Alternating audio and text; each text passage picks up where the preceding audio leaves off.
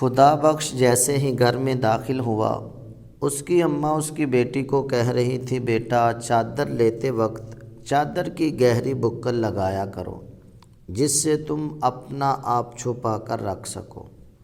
خدا بخش ماں کی بات سن کر مسکرایا، بولا، اماں یہ تو ابھی چھوٹی ہے، جب تھوڑی سیانی ہو جائے گی تو خود کو اچھے سے ڈھانپ کر رکھا کرے گی۔ اماں نے اس کی بات سنی اور گہرا سانس لیا اور چپ سی ہو گئی۔ خدا بخش کو لگا کہ آج تو ماں ناراض ہو گئی ہے۔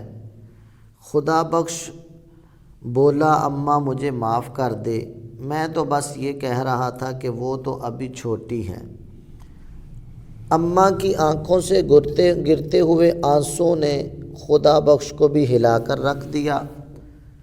خدا بخش کی بیٹی نے جب دیکھا کہ دادی اماں رو رہی ہیں تو جلدی سے بولی، دادی اماں میں نے چادر کی گہری بکل لگا لی ہے۔ دادی اماں نے اس کو اپنے سینے سے لگایا اور سسکیوں سے رونے لگی۔ خدا بخش نے ماں کے ہاتھوں کو پکڑ کر ان پر عقیدت سے بوسہ دینے لگا اور بولا، اماں چپ کر جاؤ، نہ رو۔ اماں بولی، خدا بخش اس چادر کا رشتہ ہماری پیغمبر زادیوں سے شروع ہوا اور میرا اس چادر کی گہری بکل سے رشتہ تب زیادہ مضبوط ہوا جب قیام پاکستان کی بنیاد پڑی۔ یہ چادر مسلمان عورتوں کی سب سے بڑی ڈھال رہی ہے۔ اس چادر کے لیے مسلمان مردوں، بچوں اور عورتوں نے بہت قربانیاں دی ہیں۔ اب تو جیسے اماں کے آنسوؤں کو راستہ مل گیا ہو، جیسے دریا کے سارے بند ٹوٹ گئے ہوں۔ اماں بولی، تب ہم نے صبر کی دہلیز پر کھڑے ہو کر اس چادر کو اتنی مضبوطی سے پکڑ لیا جب دشمن اس چادر کو کھینچنا چاہتے تھے اور اس چادر میں چھپی ہوئی بہت سی شہزادیوں کو نوچنا چاہتے تھے۔ دشمن نے بہت سی شہزادیوں کی چادر کھینچ کر ان کی عزت کو تار تار کر دیا۔ پاکستان بھلا کب آسانی سے بنا؟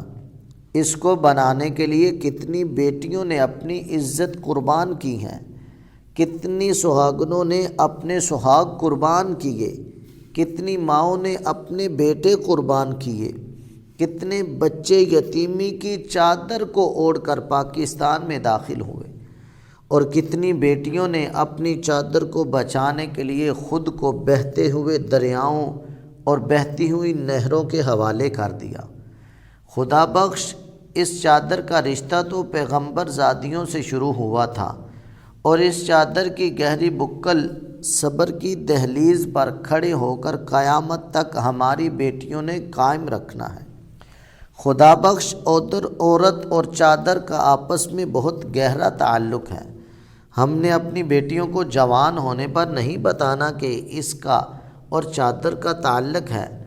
ہم نے اپنی بیٹی کو یہ سبق پڑھانا ہے کہ بچپن سے لے کر قبر تک یہ چادر اس کے لیے کتنی ضروری ہے۔